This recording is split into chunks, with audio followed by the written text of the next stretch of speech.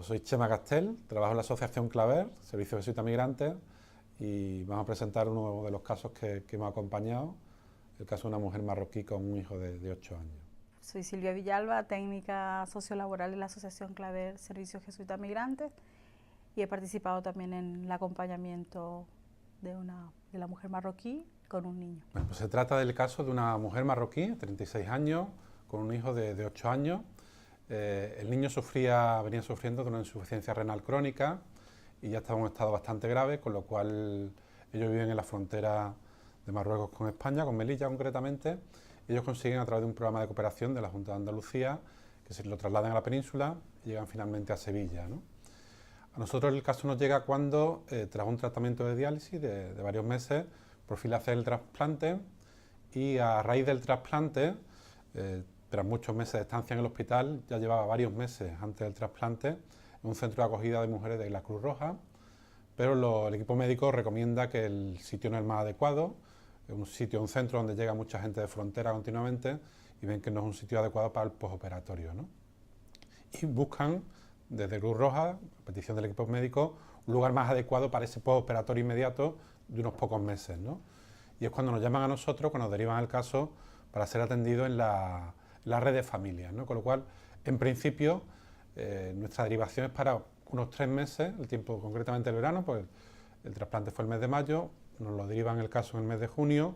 La idea inicial era estar de julio a septiembre, unos 3 meses, en varias familias que iban a acogerla, un entorno adecuado, un entorno cómodo, y en principio un acompañamiento que significaba fundamentalmente convivir con ellos y acompañarlos en las revisiones médicas, que iban a ser muy intensas en esos 3 meses, ¿no? Ese es el caso inicial. A partir de la llegada, de que nosotros recogemos el caso, como decimos, hay una primera fase que en principio era ser la acogida de esos 3 primeros meses.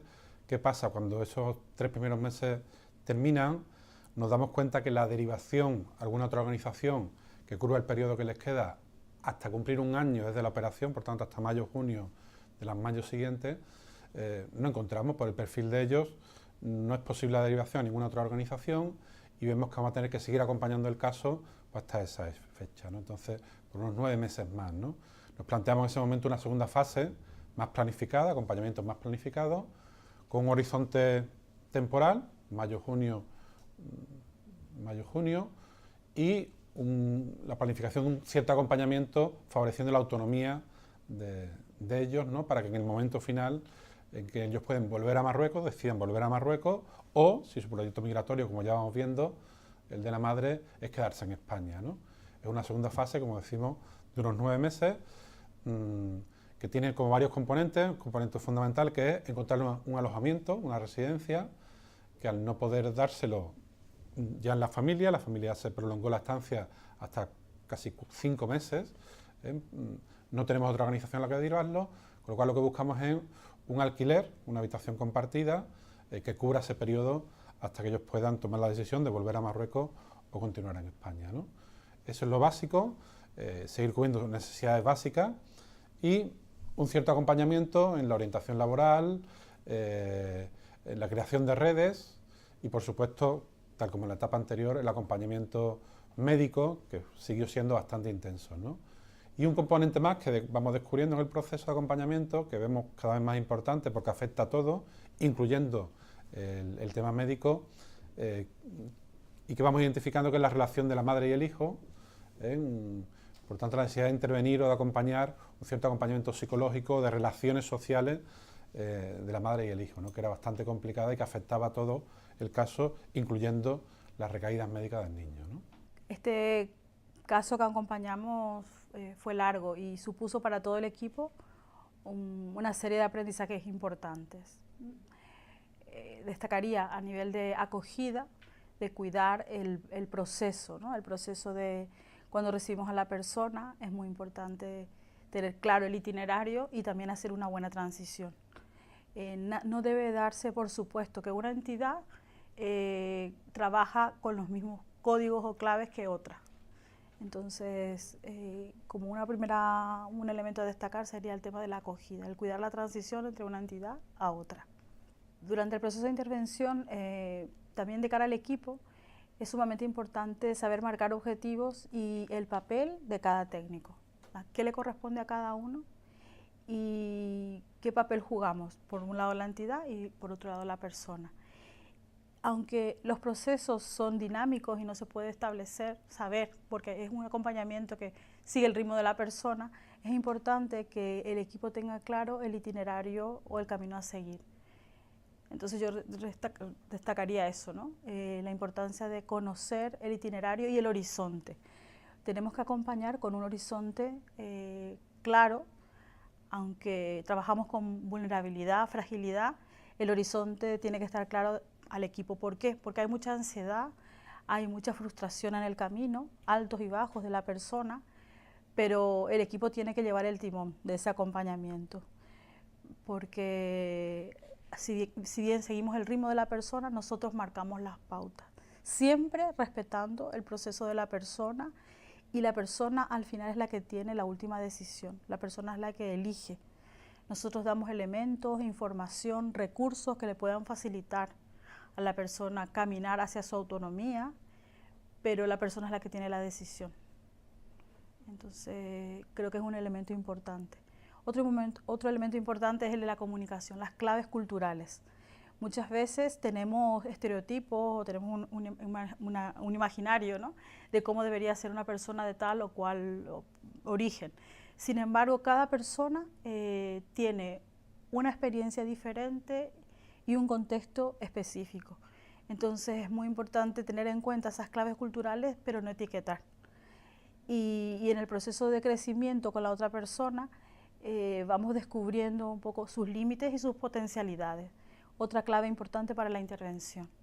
No quedarnos solamente en ofrecer recursos sin escuchar, ¿no? A partir de la escucha, ir a la persona e intentar que crezca, pero teniendo en cuenta esas dos dimensiones, fragilidades pero también potencialidades.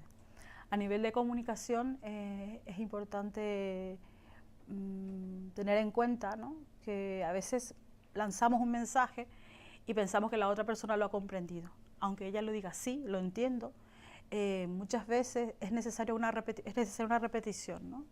Inclusive buscar otras estrategias para comunicar el mismo mensaje, de tal forma que la persona pueda ir comprendiendo y sobre todo integrarlo a su día a día, a su vida, a todo ese mundo complejo que se va moviendo en un proceso que hay que entender de desarraigo en ese sentido y en una cultura en la que no maneja todos los códigos. Entonces es muy importante el tema de cómo transmitimos los mensajes, desde dónde, cómo nos situamos con la persona y en no dar nada por supuesto. La comunicación va más allá de solamente el tema del idioma o el tema de poder leer o escribir, sino sobre todo el poder conectar con ese mundo interior, pero también dar unas claves para que la persona objetive y pueda tener una información adecuada. Cuando el equipo necesita contrastar y hacer un seguimiento, no siempre la persona lo acoge de la mejor manera. Sin embargo, es muy necesario mantenerse con cierta firmeza en este sentido, ¿no? No siempre va a ser bien acogido, no va a ser lo más agradable, pero ese es nuestro trabajo. Necesitamos confrontar, contrastar y ayudarle a la otra persona a hacer camino. Y estos caminos son generalmente bastante duros. Y entonces requiere de parte del equipo bastante firmeza y comunicación también entre los técnicos para acordar criterios comunes y que nos permitan dar seguridad a la persona, a pesar de que a lo mejor esa persona no esté viendo que sea lo que está deseando o lo que considere que desearía, ¿no? En el proceso de acompañamiento hay como un itinerario, ¿no? Hablábamos de la acogida, pero también durante ese proceso lo que vamos buscando es la autonomía de la persona.